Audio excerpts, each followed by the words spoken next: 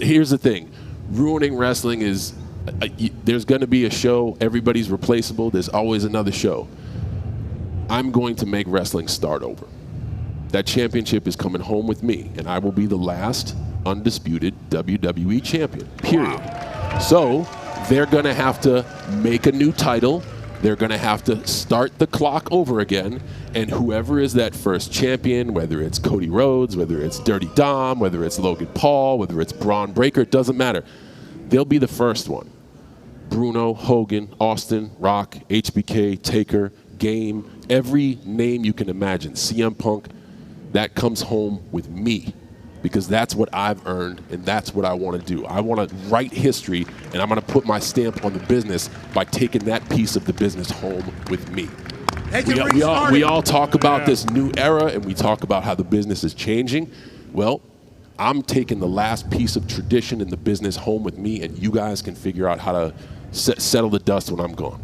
Another guy from Massachusetts, Connor, has a question for you. Yeah, John, it's an honor to be sitting up here with you. Sweet mustache, man. Hey, thank you very much. I appreciate it. Mustache? I've never heard that. You should think about maybe bringing one back, especially till Dude, December. I can't grow facial hair. I haven't shaved in 10 years. In this new era, you might be able to. They got stuff to use. I mean, okay, all right, fair. It's just something to consider. Can I get some of that at the top? Yeah, sure. Hey, that looked good, I thought. Dude, it's coming in. You did something different. No, I did. Yeah. I did. It's coming in. It's coming in. Yeah. Yeah. See, I listen to you idiots. I do. Now, John, what's the secret? Because I could use a little bit of that. You have to take the ones from the side and plant them in on the top. Exactly.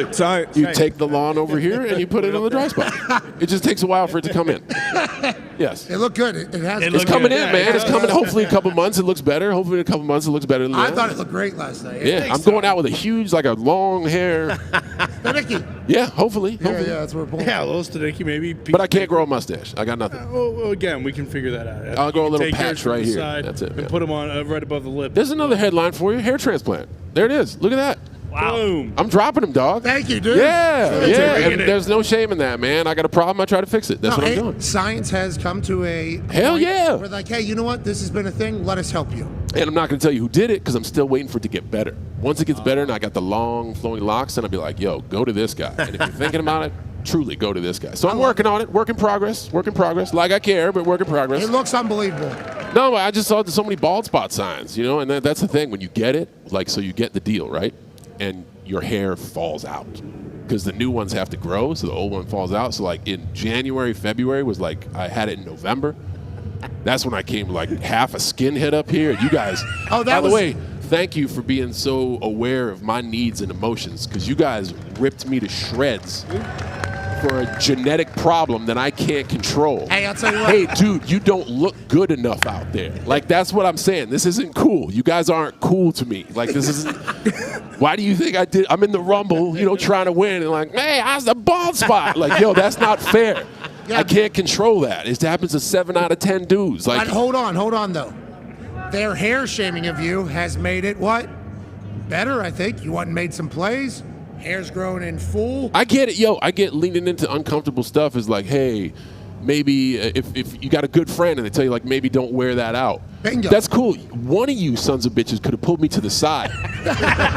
No, but in unison, you chant and you make me feel small and you embarrass me. Like y'all don't know what that's like. That is straight up bullying. You're right. And that's You're right. That's just not cool. I don't like it. That's not cool. Hair look good though, if it means anything. Yeah, so thank you for bullying me into getting surgical hair replacement. Like that's how far y'all push me. I just appreciate that. But yo, it's coming in. Come on, fuzzies. Come on, fuzzies. It does look fantastic. Tangents. Anyway, here we go. You mentioned, taking did you think this would go like this? No, not at all. All right, cool. But it's going great. Aside from you, Cole. But you mentioned Dom and Logan, kind of the new era. Who's going to take it over? Did you have any thoughts about the other, WrestleMania matches? Whatever they did? That is not pertaining to me, so I can spoil the hell out of that. Dom Mysterio is born for this. Period. And I got to work with him very early in his career, and I've had the chance to work with experienced talent, but I've also had the chance to work with a lot of new talent. And you can tell right away. There's always late arrivals. People can like not get it and then figure it out. I'm a living example of that. But there's also those people like God damn, I remember Randy Orton just making everything look so easy. Dom just makes everything effortless, and he doesn't crack under pressure. And any pool we've dropped him in, he has not only treaded water, he's swimming laps around everybody else. Dom Mysterio, we ain't even close to what that kid's capable of. He's incredible, and he's going to be incredible for the next 20 years or as long as he wants to be in this business. He will be, and I love his dad. Like, he's another one, is a close connection. I love that dude. He will be the most famous Mysterio in professional wrestling. Wow. He already thinks that, I think, which is a part of the That's problem. cool. I love the confidence, dog. I love that. Yeah, I love that. I remember a young man such as myself who created a fake PhD, a doctorate in thugonomics, just to let everybody know. Bars, we need a new album. What do you mean fake? We do not. We need a new album. Actually, I got it from one of them online schools. Okay, thank you. Okay. Yeah, and Logan Paul's a stud. I texted him right away after his match. I'm like, dude, you are innovative, from his entrance to holding a drone to thinking like on another level of like, I'm gonna swing big and try something different. I thought that was dope.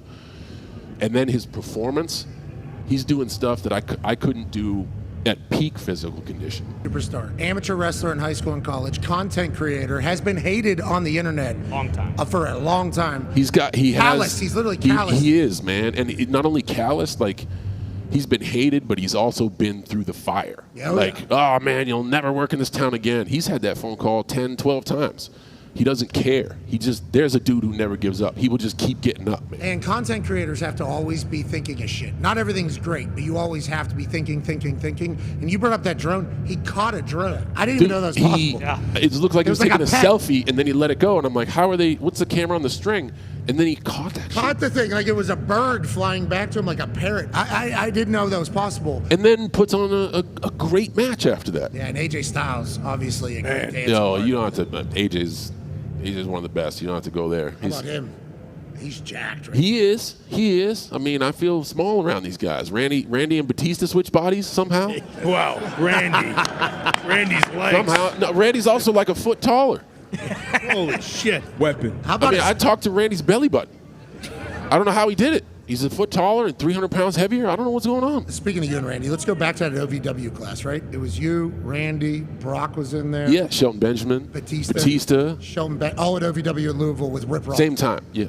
And do you think, when did you I got know- to shout out Danny Davis and Jim Cornette, too. Those are two guys who were, Rip Rogers as well, but those are three guys. That brain trust. They had their own method of doing business, but man, they allowed us to respect the business, appreciate what we're trying to do, the foundation of storytelling, the foundation of physical fundamentals. We were the right group, but we had the right mentorship. You all knew you were going to make it? No. None of you thought you were going to. Everybody knew Brock was going to make it. Yeah. And I think everybody knew Randy would get a chance. But like, you got to remember, sitting in OVW, you got The Rock on TV, Mankind on TV, Undertaker, Stone Cold Steve Austin, HBK, like even the low-level guys, even the opening match had storylines. I mean, you were there. Yeah. There was no room for anybody. And then, like, the meltdown happened. You know, Austin left and Rock left, and they changed the name, and the XFL failed for the first time. So it was like, man, we need a new look. We need guys. And, dude, Ruthless. we were ready. Ruthless. Well, in many ways, that's where we're at now with the company. Yo, that's why there has never been a better time to be a WWE superstar than right now, because, man, the pay is great. The way they treat the talent is incredible. This is not me talking to you about our relationship, but the way y'all show up for the new talent, for the NXT talent, for the LFG talent, like for WrestleMania, for Raw, you guys show up. Yes. I can deal with our relationship on television, but you guys show up for this, and because you're allowing these people to know, like, yo, this is a viable, awesome career choice. Live dreams and live well. And, yeah, man. Anything for that, but you've earned all this shit. Go ahead, D. Yeah, you guys talked about Dom, Randy, Logan. I'm still pissed off. It seems like I'm the only guy up here that believes in Joe Hendry. But besides that, no, you're not. No, I thought.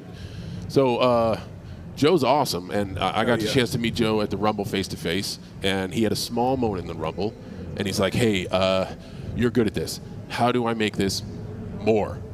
And I gave him some advice. I'm like, you don't. You go out there and you be yourself and you make your moment your moment. When you try to make your moment more than is given, that's selfish and you're a small piece of a greater show. And I thought he did excellent at the Rumble. And last night, I thought he was brilliant. What I got to do is if I don't know that kid, I got to know him. He got to do his stuff.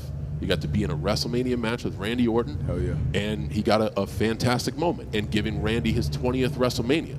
But we got an introduction on a large level to Joe Hendry. Just because I didn't bring his name up doesn't mean I'm sour on the kid. No. I think he's gonna be a major player. Because I hope not. He loves it. He loves it and he gets it right. He hates it. But speaking of the cool thing is I like him. I don't. There's the chemistry. Yes.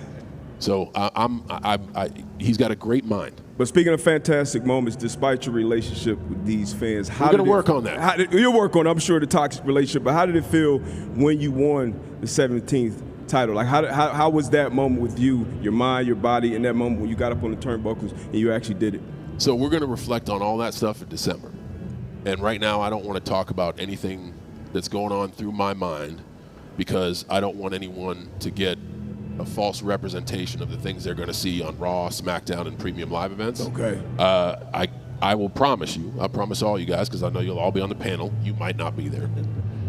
As soon as that last match happens, I know you guys are doing a show the next day. If I can't be on that next show, I will be on as soon as I possibly can. Hell yeah. And then we can talk about all this.